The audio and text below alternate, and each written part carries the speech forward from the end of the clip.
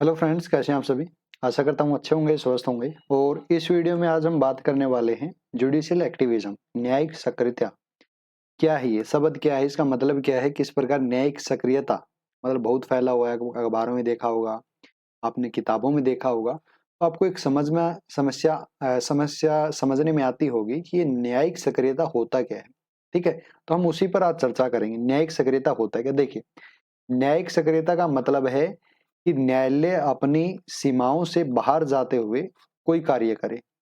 कुछ लोगों का ये मानना हो तो उसे न्यायिक सक्रियता कहते हैं। एक्चुअल में न्यायालय के अनुसार वह अपनी सीमाओं के अंदर ही है, मान्य न्यायालय के अनुसार अनुसार देखिए, हमारा संविधान सबसे ऊंचा है। ऊंचा होने का मतलब कि भारत में संविधान से ऊंची कोई चीज नहीं है। ठीक है, ना विधायिका है संविधान से ऊपर, ना न्यायपालिका है, और ना ही कार्यपालिका है। ये केशवानंद भारती केस में बिल्कुल स्पष्ट हो गया है कि आप संविधान के आधारिक ढांचे को चोट नहीं पहुंचा सकते हैं। आप विधायिका हों चाहे, लेकिन आप इसके आधारिक ढांचे को चेंज नहीं कर सकते हैं, उसमें संशोधन नहीं कर सकते हैं। केशवानंद भारती का मैंने एक निष्कर्ष निचोड़ निकालकर आपको यहाँ पर दे दिया है। अब चलते हैं न्यायिक सक्रियता के। न्यायिक सक्रियता की शुरुआत भी देखिए यहीं से होती है एक्चुअल में।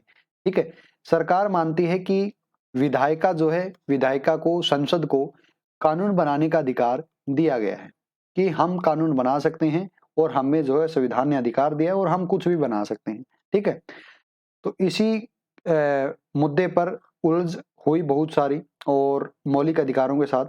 तो न्यायालय ने कहा नहीं, आप इतने खुले नहीं, आपको इतनी छूट नहीं है कि आप जो संविधान के बेसिक स्ट्रक्चर को ही चेंज कर दें।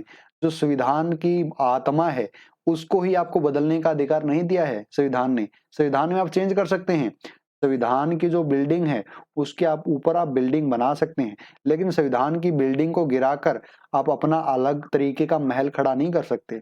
कहने का मतलब यह है, यानी अगर लोकतंत्र है तो लोकतंत्र को खत्म नहीं किया जा सकता, ये बेसिक स्ट्रक्चर संविधान का। ठीक है, इसी प्रकार जो संविधान की जो न्यायालय को न्याय व्याख्या करने का अधिकार दिया गया है, वह भी इसका बेसिक स्ट्रक्चर है। जो इसका इंटरप्रेट करने का अधिकार दिया गया है वह भी इसका बेसिक स्ट्रक्चर है।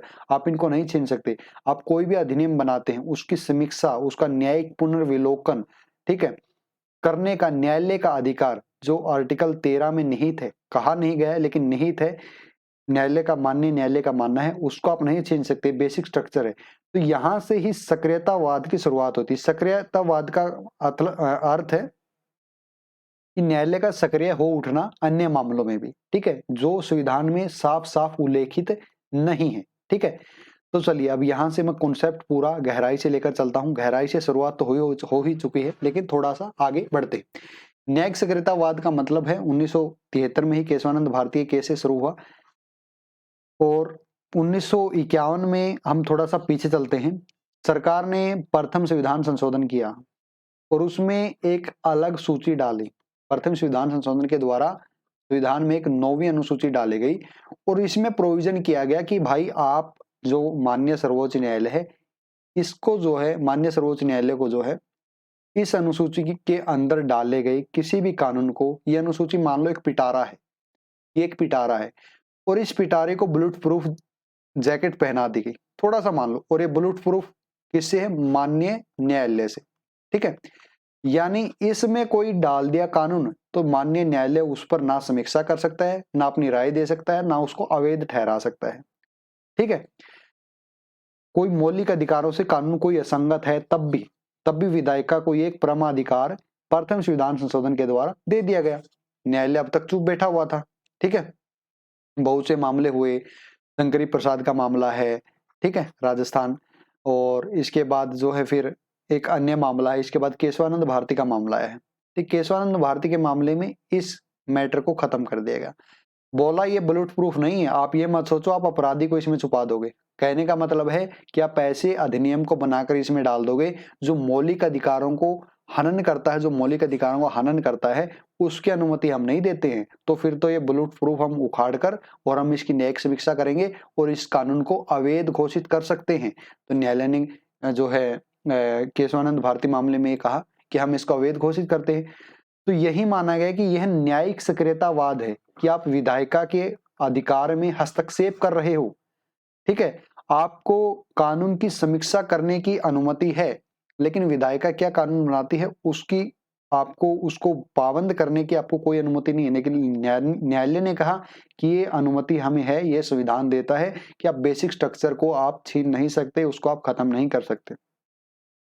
तो यहीं से न्यायिक सक्रियतावाद शुरू होता है। अब आगे एक अन्य मामला आया 2007 में, उस मामले में भी जो माननीय न्यायालय ने इसी बात को दोहराया कि हम जो 9वीं अनुसूची में कानून डाले गए हैं उसको जो है उनकी जो है समीक्षा कर सकते हैं। दूसरी बात, बहुत से मामलों में सरकार को न्यायालय ने निर्देश दिया। यह माना जाता है कि न्यायालय का काम निर्देश देना नहीं है, न्यायालय का काम न्याय करना है, समीक्षा करना है, संविधान की व्याख्या करना है। लेकिन सरकार को उनके कार्य को वह किस प्रकार करे, इस मामले में न्यायालय को निर्देश देने का कोई अधिकार नहीं, क्योंकि ये कहीं भी संविधान में उल्लेखित नहीं है। ठीक है, तो न्यायालय ने बहुत से जनहित के मामलों में निर्देश दिया सरकार को। दूसरी बात की जो न्यायालय ने जनहित याचिका की एक व्यवस्था की है। जनहित याचिका का मतलब है कि कोई भी पब्लिक का व्यक्ति अगर उसे लगता है कि उसकी जो पब्लिक का हित इस मामले में है, तो वह न्यायालय में उस चीज को उठा सकता है।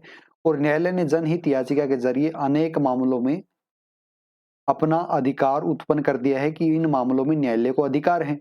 ठीक है, तो यही एक दो ऐसे मुद्दे हैं जिनके आधार पर जो न्यायिक सक्रियता को सबसे ज्यादा कहा जाता है। एक तो आधार संरचना वाला मुद्दा, ठीक है, कि किसी भी मामले में न्यायालय हस्तक्षेप कर सकता है अगर वह आधार संरचना से जुड़ा हुआ, अगर वह संविधान के आधार संरचना से जुड़ा हुआ। दूसरी बात, जनहित का मामला, इस मामले में भी न्यायालय हस्तक्षेप करता है। इससे पहले केशवानंद के भारती के मामले से पहले और जनहित याचिका की शुरुआत से पहले ये चीजें नहीं थी, यानी न्यायालय सक्रिय नहीं था ज्यादा। और कार्यपालिका और विधायिका के काम में ज्यादा हस्तक्षेप नहीं करता था। कहने का मतलब है कि ये अपना काम मजे से कर रहे थे। 9वीं अनुसूची बना दी थी, जो मर्जी था वो कानून पारित करते, लागू होता, कोई दिक्कत नहीं, कोई समस्या नहीं, मजा ही मजा।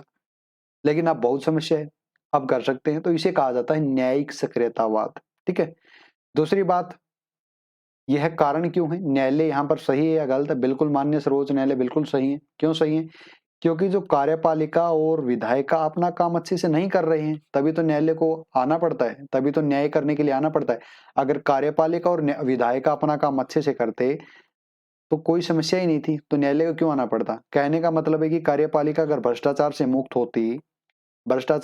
होती, विधायिका अगर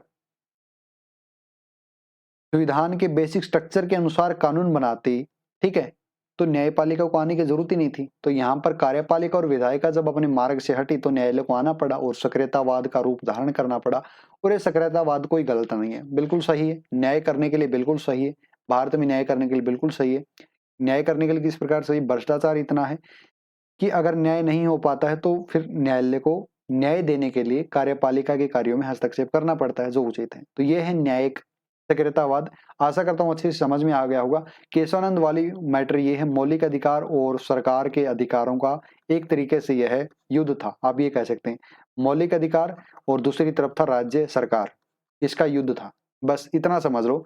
और इसमें अंत विजय हुआ कि दोनों ही कॉम्प्रोमाइज करो, मौलिक अधिकार थोड़ा कॉम्प्रोमाइज करे, सरकार थोड़ा कॉम्प्रोमाइज करे, और फिर नीति बनाओ, फिर कोई विधि बनाओ। तो ये कॉम्प्रोमाइज के बाद ये केशवानंद भारती का फैसला था। मैंने बिल्कुल शॉर्ट में बिल्कुल क्लियर समझा दिया है। यानी सामंजस्य से कार्य करो, किसी को ऊपर नहीं उठाओ। ये नहीं कि अब सरकार ही सबसे ऊपर है, अब मौलिक अधिकार ही सबसे ऊपर है, दोनों को लेकर नहीं चलना है। ठीक है, दोनों को थोड़ा कॉम्प्रोमाइज करना है, सामंजस्य के साथ आगे बढ़ना है। तो ये केशवानंद भारती का थोड़ा मामला मैंने समझा दिया है बिल्कुल शॉर्ट में। इस पर आपको घंटे खपाने की जरूरत नहीं है, मिनटों में समझा दिया।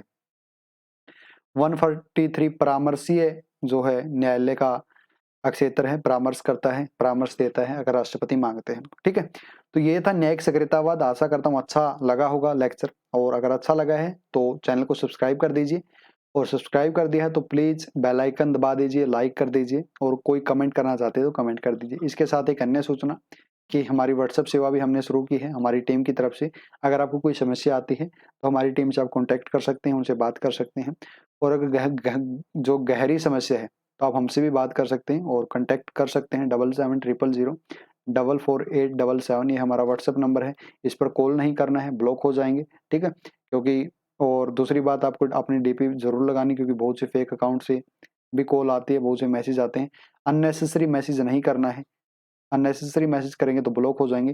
पहले अपॉइंटमेंट लेना है और चैटिंग करनी है, उसके बाद आगे की आपको प्रोसेस समझा दी जाएगी। ठीक है, तो फिर मिलते हैं अगले वीडियो में, तब तक बने रहिए, जुड़े रहिए, और अंत में आपसे विदा लेता हूँ, फिर मिलेंगे आगे। जय हिंद, जय भारत।